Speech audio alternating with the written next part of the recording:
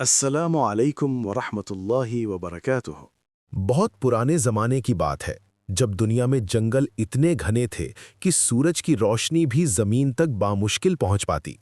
नदियां इतनी गहरी, साफ और शफाक थीं कि उनमें तैरती हुई मछलियां चांदी की तरह चमकतीं। एक छोटे से गांव में, जहां मिट्टी के घरों की छतें घास से ढकी होती थीं और चारों तरफ हरे भरे खेत लहराते थे, एक बुजुर्ग आदमी अब्दुल्ला अपनी बीवी फातिमा बी के साथ रहता था। अब्दुल्ला की उम्र 60 के पार हो चुकी थी। उसके बाल सफेद हो गए थे, लेकिन चेहरा इतना नूरानी था कि देखने वाले उन्हें अल्लाह का नेक बंदा कहते।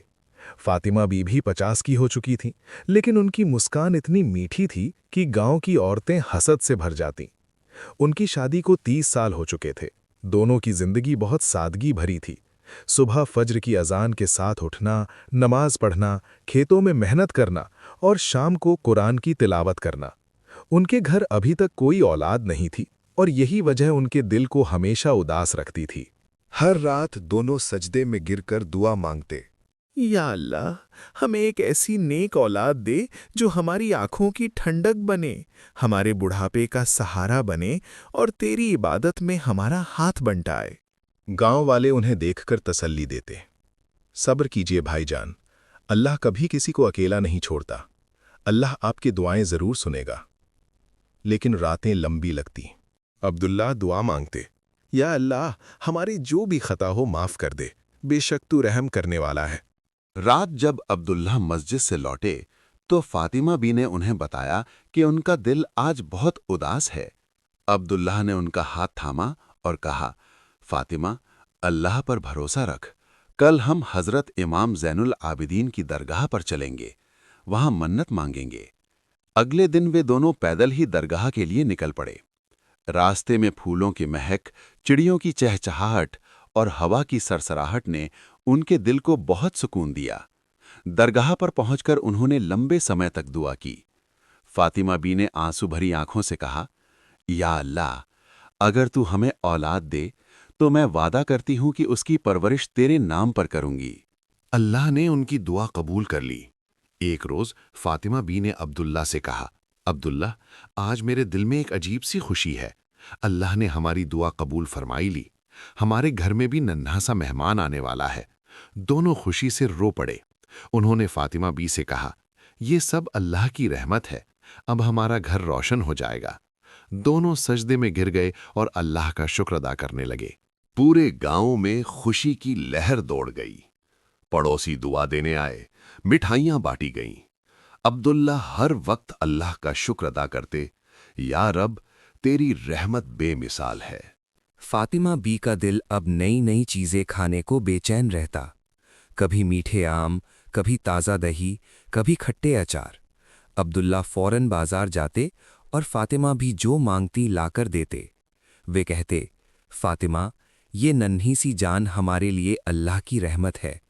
तेरा जो दिल चाहेगा वो तुझे खाने को मिलेगा। गर्मी के दिन जब सूरज आग बरसा रहा था, फातिमा बी को खट्टे मीठे बेर खाने की बहुत शिद्दत से ख्वाहिश हुई। अब्दुल्ला, बस एक मुट्ठी बेर, बच्चा तो यही मांग रहा है, वे बोलीं। अब्दुल्ला जानते थे कि इस मौसम में बेर मिलना बाजार में मुश्किल है, लेकिन बीवी की खिदमत में वो जंगल जंगल भटकने लगे, लेकिन हार न मानी। रास्ते में एक बूढ़े चरवाहे से पूछा, भाई, बेर की झाड़ी कहाँ मिलेगी? चरवाहा बोला, भाई, यहां तो बेर की कोई झाड़ी नहीं। हाँ, जंगल के पार एक पुराना तालाब है, वहां शायद मिल जाए, लेकिन सावधान, वहां एक बड़ा आदमखोर मगरमच्छ रहता है। कई दिनों की तलाश के बाद अब्दुल्ला एक सुनसान तालाब के किनारे पहुंचा।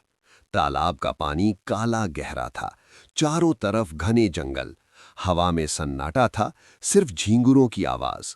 वहां एक बेर की झाड़ी लगी थी जिस पर लाल लाल चमकदार बेर लटक रहे थे। अब्दुल्ला ने अल्लाह का शुक्र अदा किया, या अल्लाह, तेरी कुदरत, तेरा शुक्र। वे झोली फैलाकर बेर तोड़ने लगे। हर एक बेर तोड़ने पर फातिमा बी का चेहरा याद आता। झोली भरते ही अचानक तालाब से बुलबुले उठे। पानी फट पड़ा और एक बड़ा सा हरा भूरा आदमखोर मगरमच्छ सिर निकालकर सामने आ गया। उसकी आंखें लाल थीं, दांत नुकीले चाकू जैसे, और पूंछ से पानी चाबुक की तरह उछल रहा था। मगरमच्छ ने जोर से सांस खींची। तेज हवा चली और कमजोर अब्दुल्ला संभल न सका। वो तालाब में जा गिरा। पानी ठंडा था, लेकिन डर से उनका दिल धड़क रहा था। अब्दुल्ला किसी तरह किनारे तक तैरने की कोशिश कर रहे थे। हाथ पैर फूल गए, लेकिन मगरमच्छ ने उनके पैर पकड़ लिए। उसके जबड़े इतने मजबूत थे कि हड्डियां चरमराने लगीं। हाजी डरते डरते बोले, ए मगरमच्छ, रुको, सुनो मेरी बात। मैं तो बस अपनी बीवी के लिए बेर लेने आया था। मेरे पैर घिस गए, जंगल पार किया, और तू मेरे रास्ते में रोड़ा बन रहा है। अल्लाह की कसम, मुझे छोड़ दो। मगरमच्छ ने लार टपकाते हुए गहरी आवाज में कहा, तेरी बातें मुझ पर असर नहीं करेंगी। बहुत दिनों से इंसान का गोश्त नहीं खाया। तेरी हड्डियां चबाने में मजा आएगा। तेरी चर्बी तो बस मेरा नाश्ता बनेगी। आज तुझे तालाब में डुबाकर तुझे अपना शिकार बनाऊंगा। अब्दुल्ला की आंखों से आंसू बहने लगे। वे गिड़गिड़ाने लगे, मैं एक बूढ़ा हूं, मेरी कोई ताकत नहीं, मजबूरी में बेर ले रहा हूं। मेरी बीवी हामिला है, पहली बार बच्चा होने वाला है, उसकी ख्वाहिश पूरी करने आया हूं। अल्लाह की खातिर तेरी माँ बहन की कसम, मुझे छोड़ दे। अगर तू इंसान होता तो समझता कि माँ बाप का दर्द क्या होता है। अब्दुल्ला के दिल में जो आ रहा था वो बोल रहे थे। मगरमच्छ ने कुछ पल सोचा। उसके दिल में एक अजीब सी हलचल हुई, शायद अल्लाह की कोई निशानी। वो बोला, अच्छा, अगर बात ऐसी है तो मैं तुझे आज नहीं खाऊंगा, लेकिन मेरी एक शर्त है। अगर तेरे यहां लड़का पैदा हुआ तो तेरा रहेगा, और लड़की हुई तो मेरी बेटी होगी। तू वादा कर अल्लाह के नाम पर। अब्दुल्ला ने अल्लाह पर पूरा यकीन करते हुए मान लिया कि अल्लाह उसे हर तरह से बचा लेगा। उनके मन में ख्याल आया, मगरमच्छ तो तालाब में कैद है, मुझे फिर कभी नहीं मिलेगा, और अगर लड़का हुआ तो कोई बात ही नहीं। वे बोले, वादा है अल्लाह के फरिश्ते, अब मुझे जाने दे। मगरमच्छ ने पैर छोड़ा। अब्दुल्ला किनारे चढ़े, बेर समेटे और घर की ओर भागे। रास्ते में वे सोचते रहे, ये मुझसे क्या हो गया, मैंने ये कैसा वादा कर लिया। अल्लाह, मुझसे गुनाह हो गया, तो मुझे इस इम्तिहान से बचा ले, मेरी मदद फरमा। वो बेर लेकर घर लौट आया। फातिमा बी ने बेर देखे तो खुशी से रो पड़ी। अब्दुल्ला ने उस हादसे का कोई जिक्र नहीं किया। कुछ महीनों बाद उनके घर एक बेहद खूबसूरत बेटी पैदा हुई। उसका नाम रखा गया ज़ैनब। उसका रंग गुलाब सा गोरा, आंखें हीरों सी चमकदार, बाल काले रेशमी धागों जैसे, चेहरा फरिश्तों सा मासूम, और हंसी ऐसी कि पूरा घर रोशन हो जाता। गांव की औरतें आती, देखती और कहती, भाई साहब, ये तो जन्नत की हूर लगती है माशाअल्लाह। अब्दुल्ला फातिमा खुशी से झूम उठे। नन्ही ज़ैनब को गोद में लेकर वे अल्लाह का शुक्र अदा करते। लेकिन कभी कभी अब्दुल्ला को मगरमच्छ की बात याद आती तो रात की नींद उड़ जाती। वे सोचते, क्या वो वादा याद रखेगा? फिर खुद को तसल्ली देते, अल्लाह बचाने वाला है, वहीं बचाएगा। उन्होंने ठान लिया कि वो कभी उस तालाब के पास नहीं जाएगा। रात को जब ज़ैनब सो जाती तो वो अकेले में बैठकर रोते। मगरमच्छ की बात उनके दिल में चुभती रहती। दिन तो गुजर जाता, लेकिन दिल में बेचैनी बनी रहती। वे हर रात दुआ मांगते, या अल्लाह, मेरी ज़ैनब को हर खतरे से अपनी हिफाजत में रखना, वो मासूम है, मुझे उस वादे का डर है। और अंदर ही अंदर कान जाते। अब्दुल्ला बहुत बेचैन रहने लगे थे। एक दिन मस्जिद में बैठे दुआ कर रहे थे कि वहां लोगों से सुना कि आसपास के गांव के कुछ लोग हज के लिए जा रहे हैं, तो उन्होंने भी हज का इरादा कर लिया।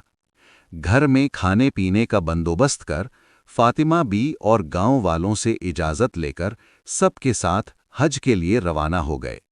वहां उन्होंने अपने और पूरे गांव के सब लोगों की खुशहाली के लिए दुआएं कीं।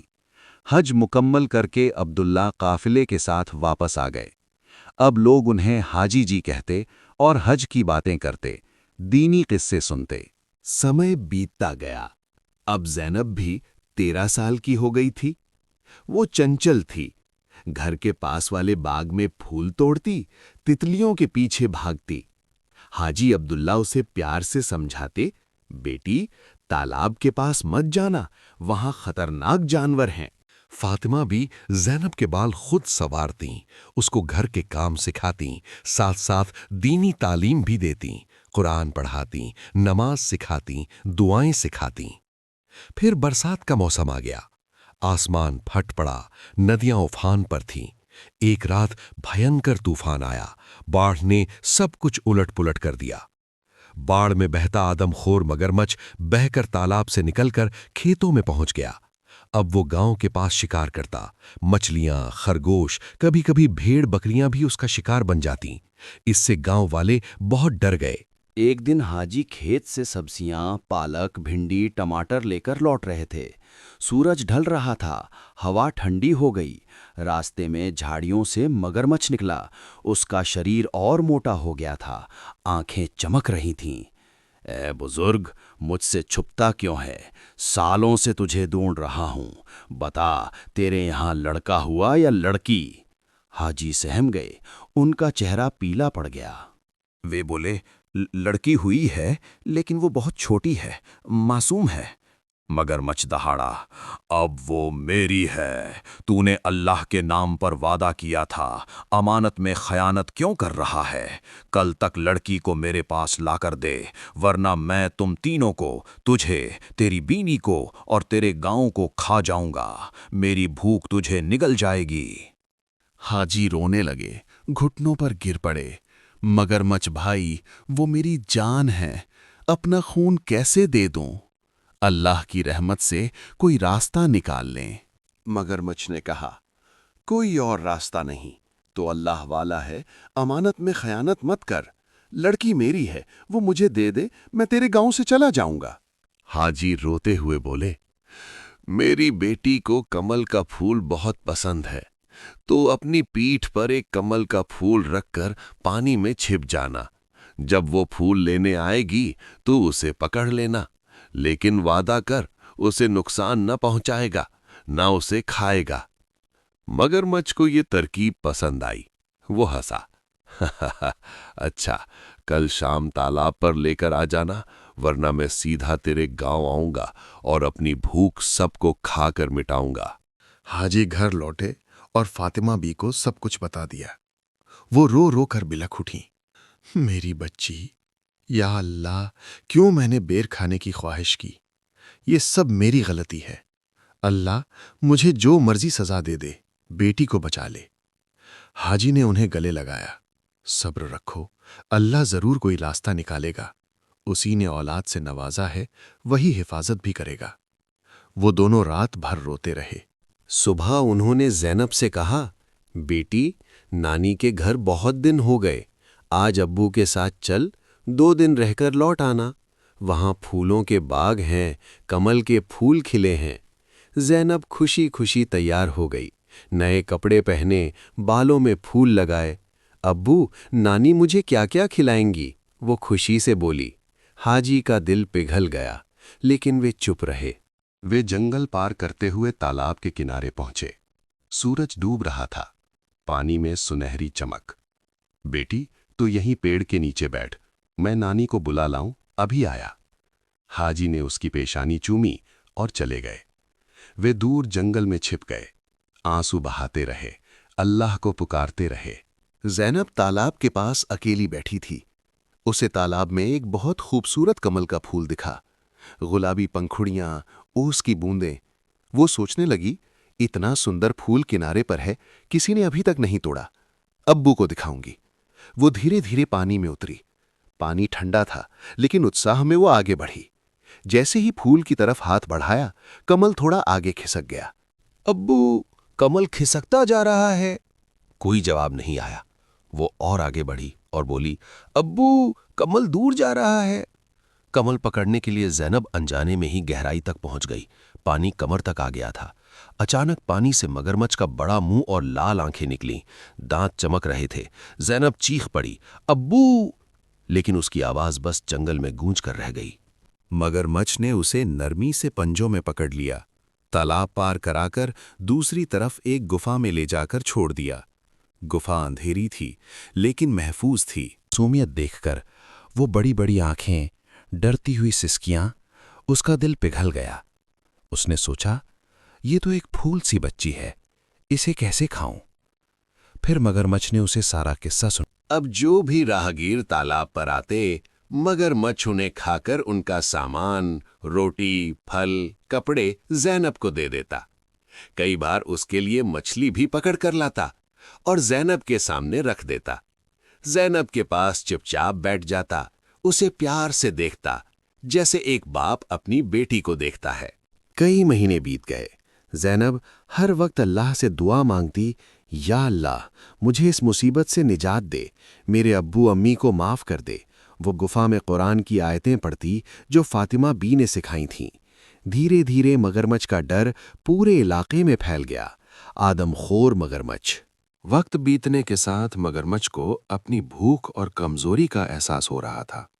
उसने सोचा, राहगीर भी अब इस रास्ते नहीं आते तो उसका पेट नहीं भरता, जानवर भी नहीं बचे, तालाब में मछलियां भी बहुत कम हैं। फिर उसने दूर बैठी ज़ैनब को घूरते हुए सोचा, ये मेरा शिकार है, बेटी नहीं।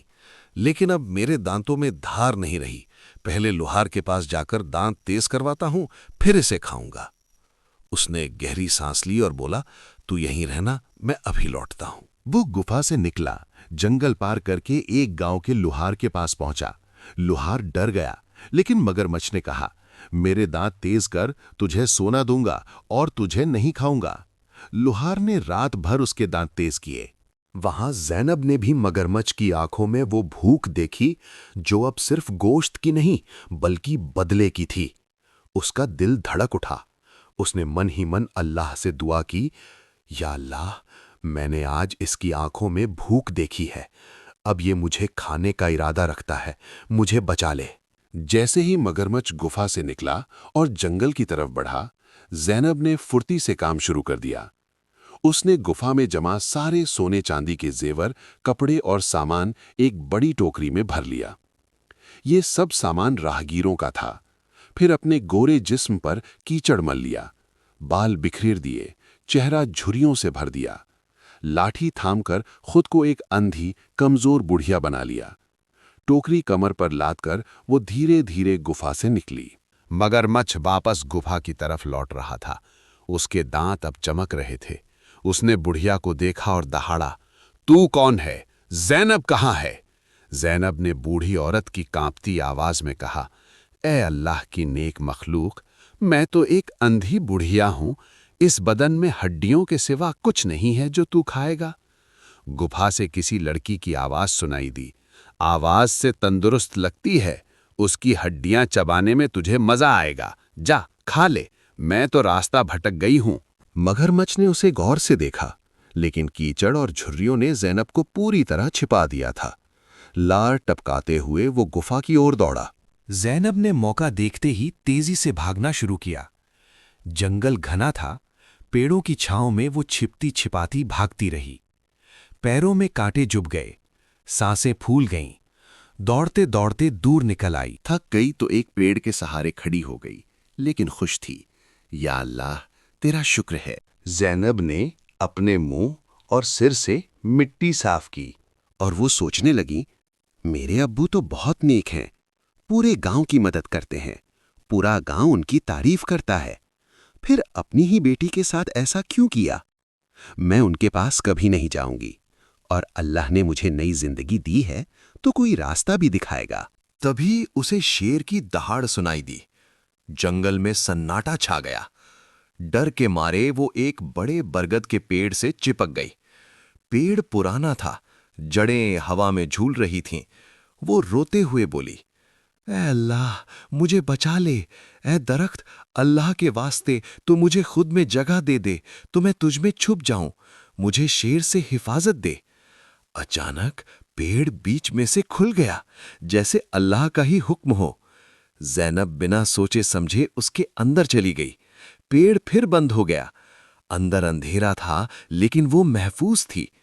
शेर बाहर पेड़ के चक्कर लगाता रहा। इधर उधर देखा, लेकिन कुछ न मिला और चला गया। ज़ैनब ने अल्लाह का शुक्र अदा किया। या रब, तेरी बनाई दुनिया में तेरी रहमत से बड़ा कुछ नहीं। शुक्र अल्हम्दुलिल्लाह। इधर मगरमच्छ ने गुफा में ज़ैनब को ढूंढा, लेकिन वो नहीं मिली। वो समझ गया कि ज़ैनब ही बुढ़िया थी। वो दहाड़ने लगा, लेकिन उसकी दहाड़ में अब गुस्सा नहीं था, बल्कि ज़ैनब को खो देने का दर्द था। मगरमच्छ तालाब के किनारे अकेला रह गया था। उसकी आंखों में आंसू थे और वो सोचने लगा, मैंने उसे अपनी बेटी मान लिया था और वो चली गई। मेरी भूख ने मेरी बेटी को खो दिया। उसके बाद उसने शिकार करना छोड़ दिया, बस तालाब में अकेला बैठा रहता, जैसे कोई बूढ़ा बाप अपनी बेटी की याद में जी रहा हो, और आखिर में एक दिन मर गया। कुछ दिनों बाद एक शहजादा शिकार खेलने उसी जंगल में आया। उसका नाम था उमर, बादशाह का इकलौता बेटा, नेक के साथ तलवारबाज भी। उसके साथ कई सिपाही थे। शहजादा चलते चलते थक गया था, इसीलिए सब लोग उसी बरगद के नीचे बैठ गए। थोड़ी देर बाद शहजादा दातुन के लिए पेड़ की एक ताज़ा टहनी काटने लगा। ज़ैनब, जो पेड़ में ही रहने लगी थी, मासूम आवाज में बोली, शहजादे धीरे काटो, कहीं मेरी आंख फूट न जाए, नाक कट न जाए, हाथ टूट न जाए, अल्लाह के लिए रहम करो।